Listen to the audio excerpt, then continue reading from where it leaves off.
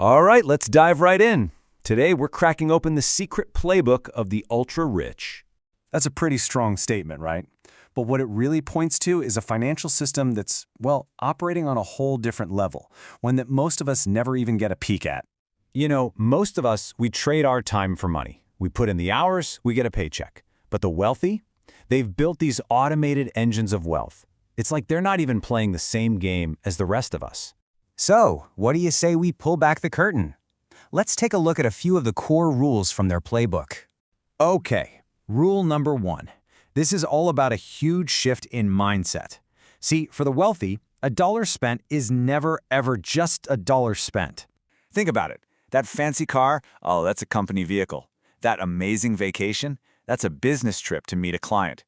Pretty much every major expense is cleverly structured to become a totally legal, tax-deductible write-off. So the takeaway here is that every single dollar they spend either chops down their tax bill or actually builds their wealth. It's this brilliant 2-for-1 move, and they do it every single time. All right, let's move on to rule number 2, earning. And this is where you see one of the biggest disconnects between how the wealthy operate and how pretty much everyone else does. Believe it or not, they often try to avoid high salaries. Why? Because instead they get paid in things like company stock and ownership.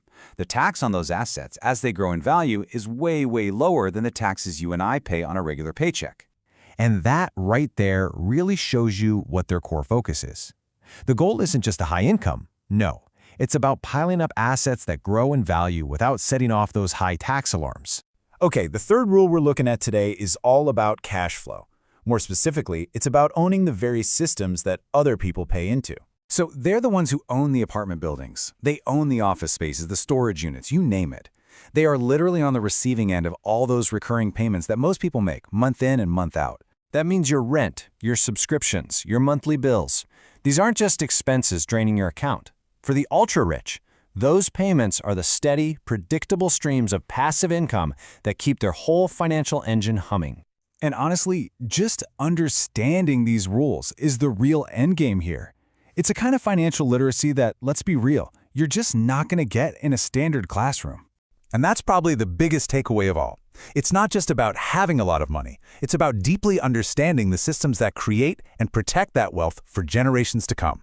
So, now you've had a little peek inside their playbook. The only real question left is, what are you going to do with this information?